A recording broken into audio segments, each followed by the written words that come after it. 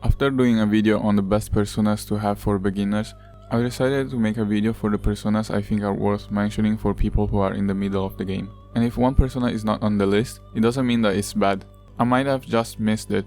And also in this video I won't mention personas for their elemental skills, because as long as you have a good variety, you shouldn't have any issues. With that being said, let's begin. The first small mention on the video is Ara Mitama. You unlock it at level 31 and it starts with Miracle Punch. Miracle Punch is basically a better Lucky Punch. I already explained why Lucky Punch is useful in the last video, so I think there's no need to explain why Miracle Punch is a good skill. The second persona is Mithra at level 33. I'm mentioning him for the skill he learns at level 38, Thermopylae.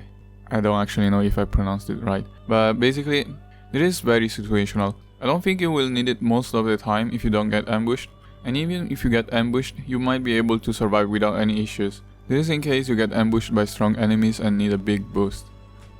Arahabaki is the next persona after Shiki Oji that has repel on physical attacks and gun attacks. The bad thing is that it doesn't come with many useful skills, so you have to inherit some. You can get him at level 35. You can use Thoth at level 36, and the reason why he's on the list is because of Megiddo, which he learns at level 37. He's the first persona that can learn an almighty skill. Almighty skills are very strong and there are no enemies that can resist it. The next one is Belphegor at level 37. He learns concentration at level 44. With this, your next magic skill will do 2.5 times the damage. Atropos, which you can get at level 39, also learns the skill, but one level later at level 45. Next two are Unicorn at level 49 and Hariti at level 40. They both learn Samarikan at level 41, which revives an ally with full HP. If you just want to inherit the skill, either persona is okay. But if you want to use one of the two, I think Hariti is better because she learns other healing skills. Next one in the list is White Rider at level 39. When you get him, he will have the skill Triple Down, which is a very strong gun skill. It's very similar to Swift Strike. Next one is another persona with a healing skill. You can get Daisojo at level 42 and he learns the Arahan at level 45. The Arahan restores all HP to one ally, so it's a very strong healing skill for one target. Next one is Hekanto Care at level 42. He learns Endure at level 43, which allows you to withstand one fatal attack. It's very useful to prevent random deaths. Next one is Yurlungor at level 42. He learns Revolution at level 43, which is another situational skill.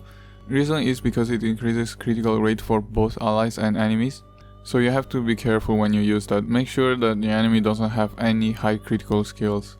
The skill is useful against enemies with no weaknesses, like treasure demons. Next one is Kushinada at level 42, which learns Amrita Shower at level 47. Amrita Shower clears psychological statuses like brainwash, confusion, and despair. Just inherit it to your healer persona. I think Kushinada is the first one that learns this skill. Next one is another persona that repels physical attacks. You can get Giri Mikala at level 44 and he also learns Repel Phys at level 51. Next one is Fortuna at level 46. She learns Touch and Go, which gives you an agility buff after a baton pass, but the reason why she's on the list is because of Evade Elec. Evade is the better version of Dodge because it triples evasion instead of doubling it.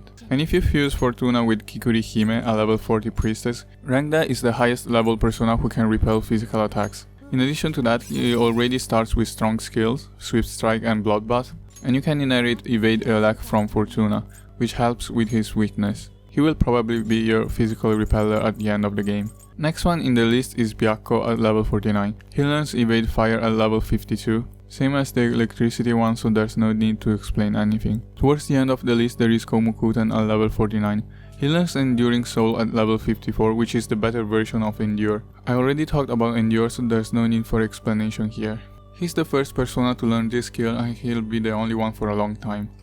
The last persona in my list is Dakini at level 50.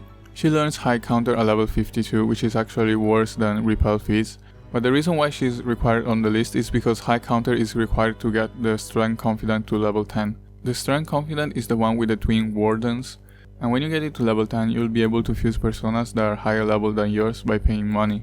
So it's very useful if you have money to spare.